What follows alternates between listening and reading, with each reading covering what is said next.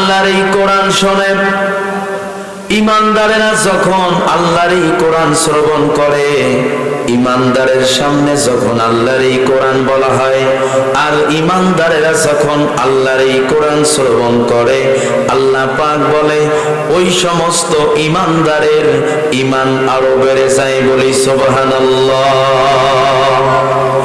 ও মুসলমান মায়ের সন্তানেরা, যে কোরআন শুনলে ঈমান বাড়ে, যে কোরআন শুনলে ঈমান বেড়ে যায়, যে কোরআন শুনলে ঈমান বৃদ্ধি পায়, যে কোরআন শ্রবণ করলে ঈমান বেড়ে যায়, জবান ছেড়ে বলুন তো সেই কোরআন শোনার দরকার আছে না নাই?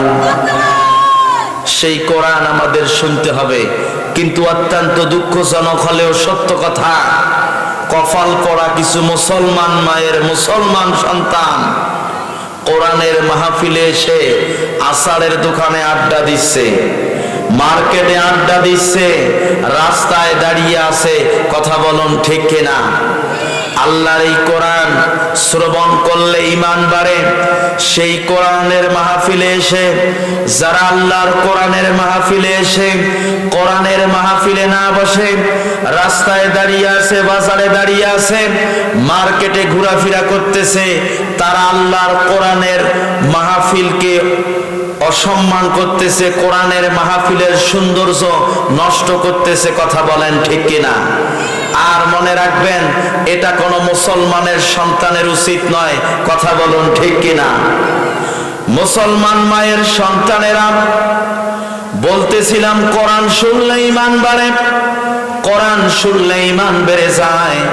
আমাদের ঈমানি শক্তি বাড়াতে হবে, কারণ আমাদের ঈমানি শক্তি কম না বেশি? আমাদের ঈমানি শক্তি কম।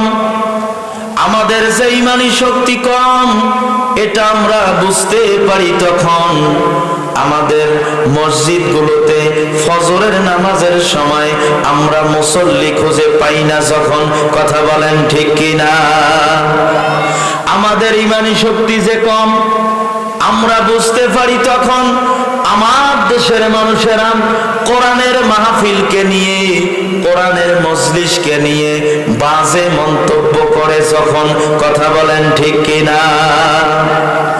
ও মুসলমান মায়ের সন্তানেরা, শুধু তাই নয়, আজ তামাম পৃথিবীতে যেখানেই মুসলমান সেখানেই মার খায় মুসলমান। ভারতে মুসলমান মার খায়, ফিলিস্তিনে মুসলমান মার খায়, কাশ্মীরে মুসলমান মার খায়, মায়ানমারে মুসলমান মার খায়। বাংলাদেশ মুসলমানের দেশ, যেই দেশে কোরআনের কথা বললে, হক কথা বললে, স্বৈরাচারের বিরুদ্ধে কথা বললে জীবন দিতে হয়। কথা বলেন ঠিক কিনা? একটাই কারণ, আজ মুসলমানদের ঈমানি শক্তি কমে গিয়েছে।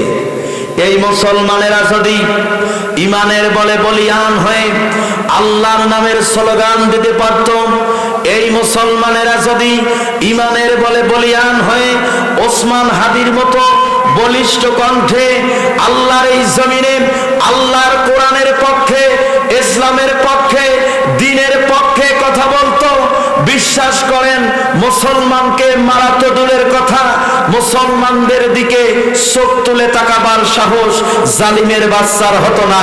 কথা বলেন, কথা ঠিক কিনা? এজন্য আমাদের ঈমানি শক্তি বাড়ার দরকার আছে না নাই? আমাদের ঈমানি শক্তি বাড়বে তখন আল্লাহ পাক বলে যাদাতুহুম ঈমানা। আমার বান্দা আমার কোরআন শ্রবণ করবে যখন, চিৎকার মেরে বলুন সুবহানাল্লাহ। আমি জানতে চাই, যে কোরআন শুনলে ঈমান বাড়ে, যে কোরআন শুনলে ঈমান বেড়ে যায়, যে কোরআন শুনলে ঈমান বৃদ্ধি পায়, ও মাদাতির মুসলমানেরা, ও কিশামত মাদাতির মুসলমানেরা, বলুন তো সেই কোরআন শোনার দরকার আছে না নাই? আস্তে বলবেন না, জোরে বলুন, আছে না নাই? অতএব এখনো যারা রাস্তায় আছে, এখনো যারা দোকানে আছে, এখনো যারা বাড়িতে মেহমান নিয়ে পড়ে আছে, আমি মনে করি তাদের চাইতে কপাল পোড়া আল্লাহর জমিনে, আসমানের নিচে, জমিনের উপরে আর একটাও নাই। কথা বলেন, কথা ঠিক কিনা? আল্লাহ পাক সকলকে কোরআনের মাহফিলে আসার বসার তৌফিক দান করুক, বলছি আমিন। সম্মানিত সংগ্রামী দিনী ভাইয়েরা, আমি আপনাদের সামনে পবিত্র কোরআনুল কারীমের সিরিয়ালের দিক থেকে ৭৮ নাম্বার সূরা। এই কোরআনের মধ্যে সূরা আছে ১১৪টি। বলুন তো কতটি? ১১৪টি। তন্মধ্যে আমি আপনাদের সামনে যে সূরা থেকে আয়াতে কারিমা পাঠ করেছি এটি হলো সূরা নাবা, ৭৮ নাম্বার সূরা। এই সূরার ১৭ এবং ১৮ নাম্বার আয়াত আমি আপনাদের সামনে পাঠ করেছি। এই আয়াতের মধ্যে আল্লাহ সুবহানাহু ওয়া তাআলা কি বলেছেন অল্প সময় আপনাদের সামনে বলতে চাই। আপনারা কি শুনতে রাজি আছেন ভাই? দেখতে চাই কারা কারা, এক হাত না দুই হাত, বাঁকা না সোজা?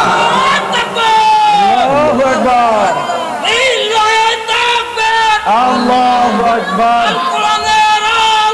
সংসদে আলো, আল কোরআনের আলো। আল্লাহ তুমি কবুল করো, চিৎকার মেরে বলুন আমিন। আমি আপনাদের সামনে বলবো আল্লাহ পাক কি বলেন, চলুন আমরা শুনি। আল্লাহ রাব্বুল আলামিন বলেন, ইন্না ইয়াউমাল ফাসলি কানা মিকাতা।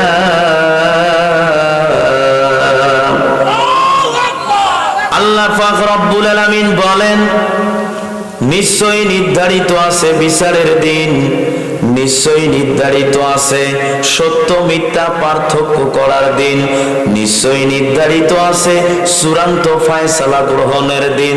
ও মদাতির মুসলমানেরা, জবান ছেড়ে বলুন তো, বিচারের দিন নির্ধারণ করে রেখেছেন যিনি, তিনি কে? আল্লাহ রাব্বুল আলামিন বিচারের দিন নির্ধারণ করে রেখেছে, বিচারের দিন নির্ধারণ করে রেখেছে। এ কথা তিনি নিজেই বলতেছেন।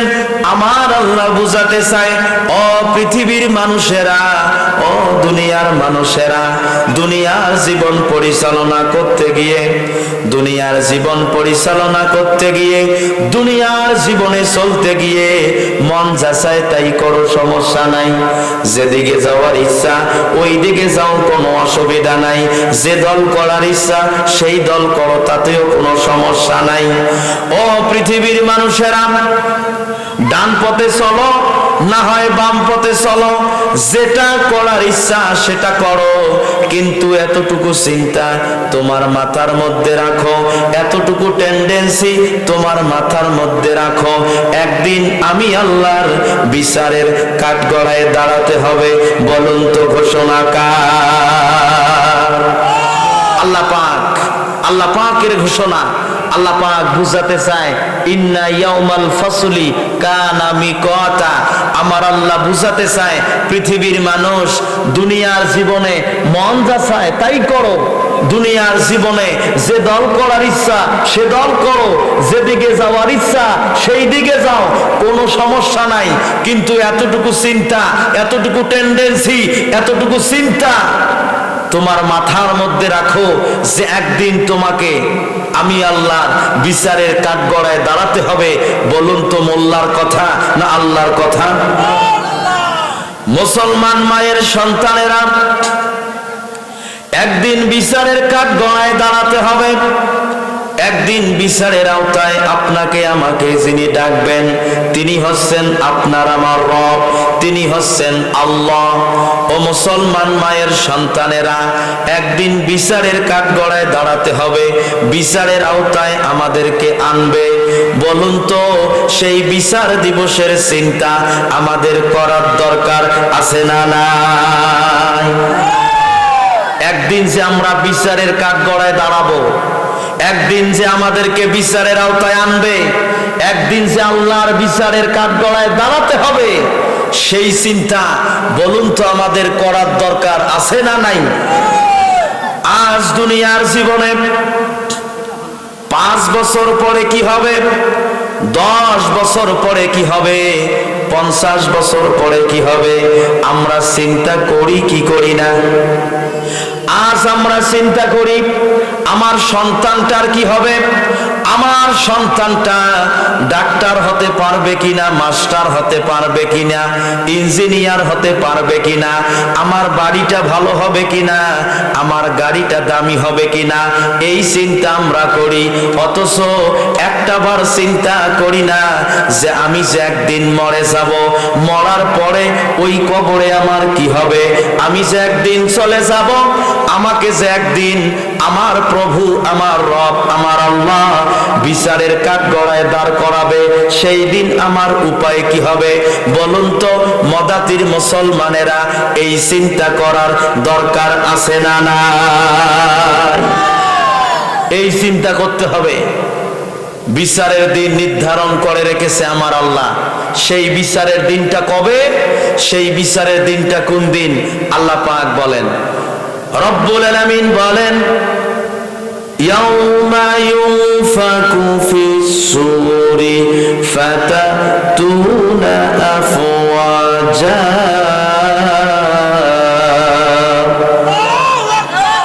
আল্লাহ পাক বলেন, যেদিন সিংহায় ফুৎকার দেওয়া হবে, যেদিন সিংহায় ফুৎকার দেওয়া হবে, কিয়ামত সংগঠিত হয়ে যাবে। তাফসীরের কিতাবের মধ্যে এসেছে, ইসরাফিল আলাইহিস সালাতু ওয়াস সালাম সিংহায় ফুৎকার দেবেন 3টা। মুসলমানের মতো আওয়াজ দিয়ে বলুন তো কয়টা? আরো জোরে, জোরসে বলো। তাফসীরের কিতাবের মধ্যে এসেছে, ইসরাফিল আলাইহিস সালাতু ওয়াস সালাম সিংহায় ফুৎকার দেবেন 3টা। মুফাসসির কেরাম বলেন, প্রথম নাম্বার ফুৎকার যখন ইসরাফিল আলাইহিস সালাতু ওয়াস সালাম দেবে, পৃথিবীর মানুষগুলো ভয়ে আতঙ্কিত হয়ে যাবে। তাফসীরের কিতাবের মধ্যে আসছে, মুফাসসির কেরাম বলে, আল্লাহ রাব্বুল আলামিন ইসরাফিল আলাইহিস সালাতু ওয়াস সালামকে প্রথম নাম্বার ফু দিতে যখন বলবেন, প্রথম নাম্বার ফি মাতাল হয়ে যাবে। আল্লাহ পাক বলে, ওয়া তারান নাসা সুকারা ওয়া মা হুম বিসুকারা ওয়ালাকিন্না আযাবাল্লাহি শাদীদ।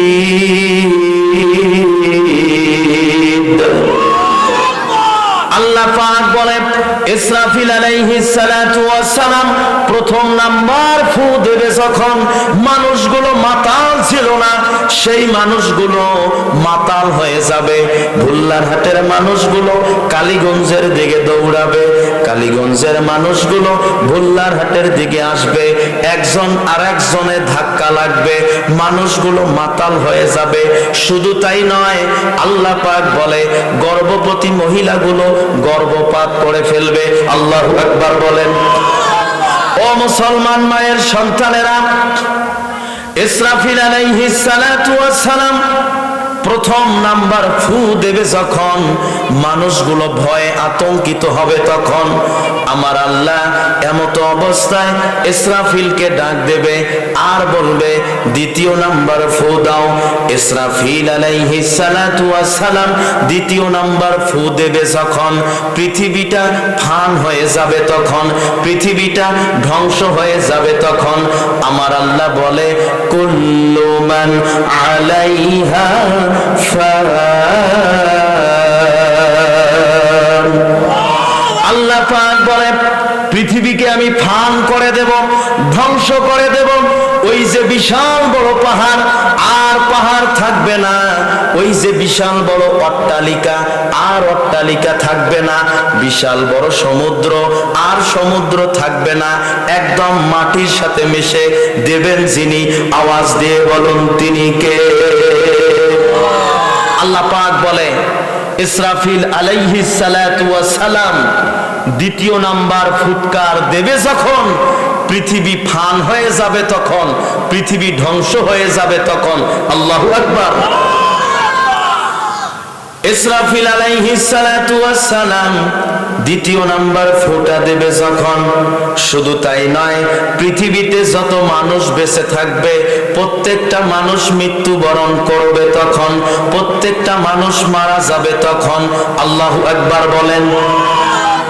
ইসরাফিল আলাইহিস সালাতু ওয়াস সালাম দ্বিতীয় নাম্বার ফুৎকার দেবে যখন, পৃথিবীর সমস্ত মানুষগুলো মরে যাবে তখন।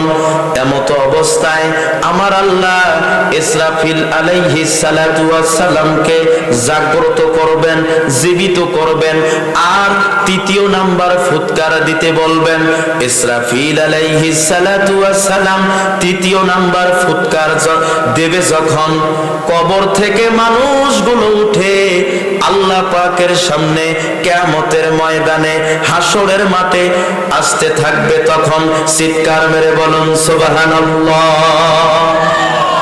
ইসরাফিল আলাইহিস সালাতু ওয়াস সালাম তৃতীয় নাম্বার ফুৎকার দেবে যখন, কবরের মানুষগুলো কবর থেকে উঠে কিয়ামতের মাঠে হাসরের মাঠে দৌড়াতে থাকবে তখন। দুনিয়ার মানুষগুলো কিয়ামতের মাঠে হাসরের মাঠে দৌড়াতে থাকবে যখন, আমার আল্লাহ তার সেই নির্ধারিত বিচারের স্টেট কায়েম করবে তখন।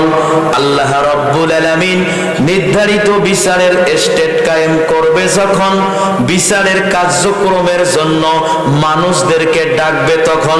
চিৎকার মেরে বলুন সুবহানাল্লাহ।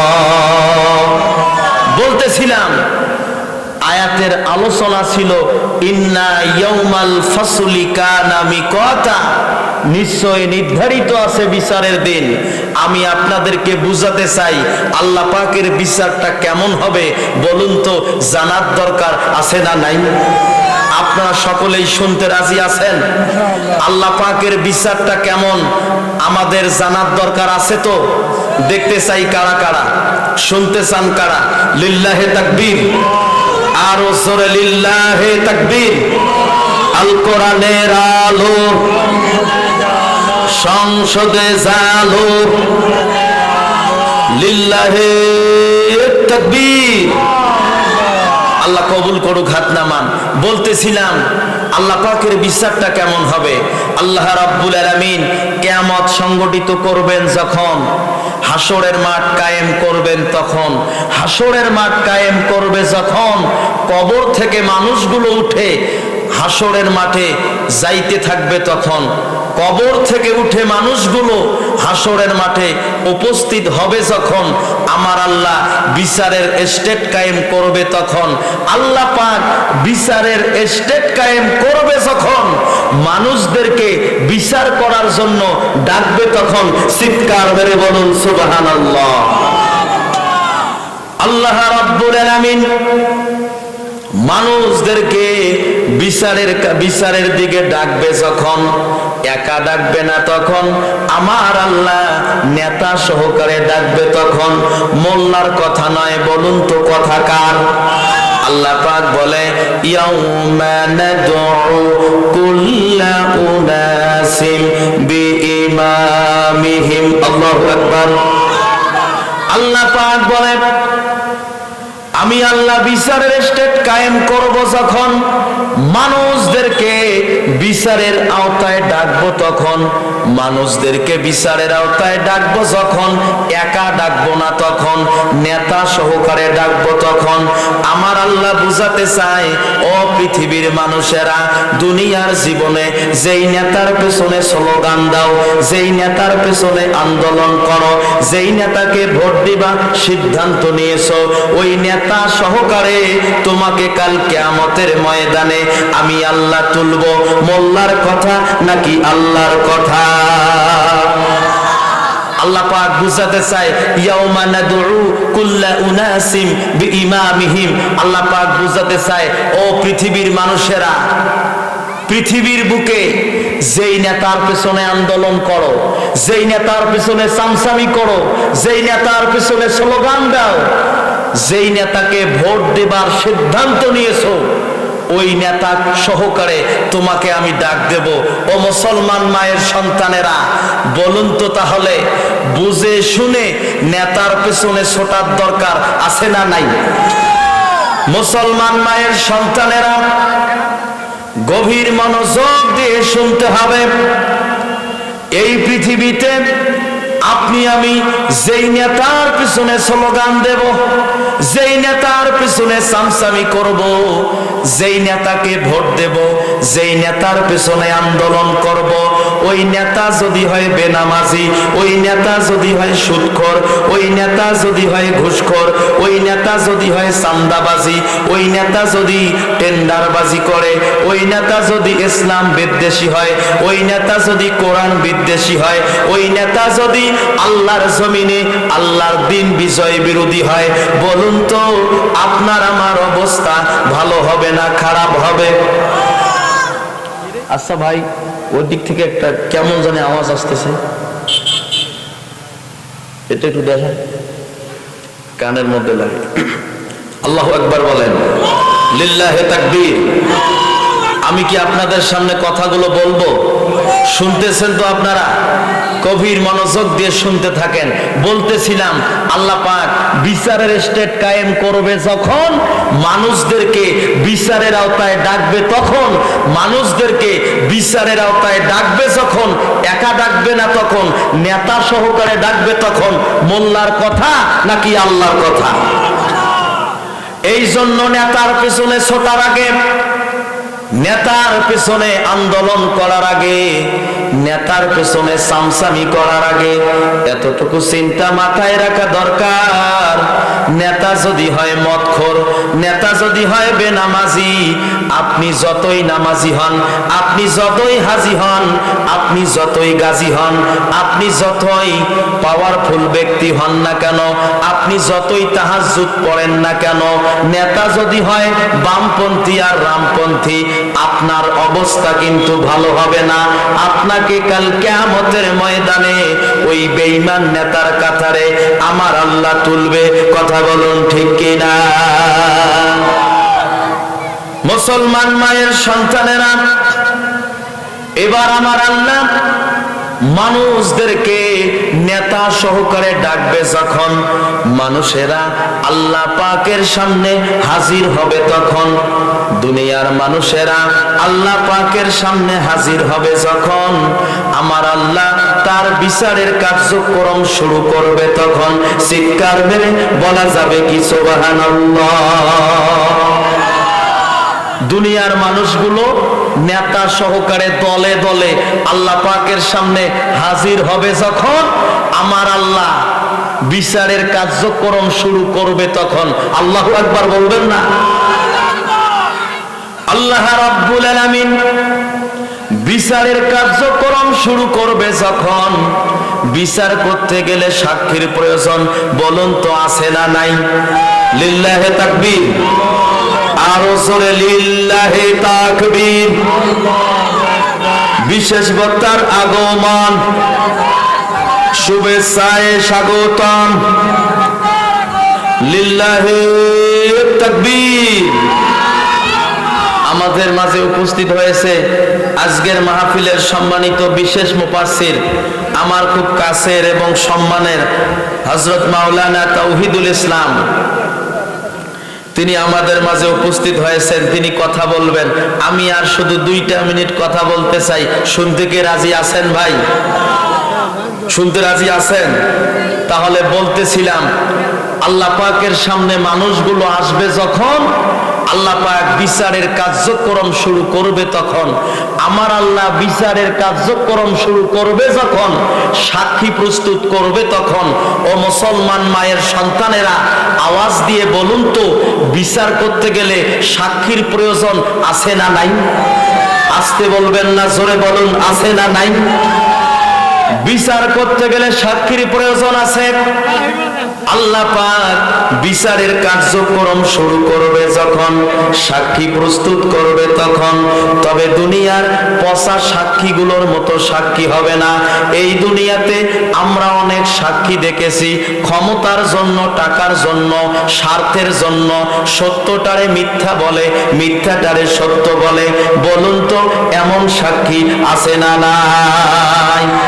কিয়ামতের সেই বিচারের দিনে, আল্লাহ পাকের বিচারের স্টেজে এমন সাক্ষী হবে না। আমার আল্লাহর বিচারের স্টেজে সাক্ষী হবে 4টা। জবান ছেড়ে বলুন তো কয়টা? আল্লাহ পাকের সাক্ষী হবে 4টা। ও মুসলমান মায়ের সন্তানেরা, আমার আল্লাহ 4টা সাক্ষী প্রস্তুত করবে।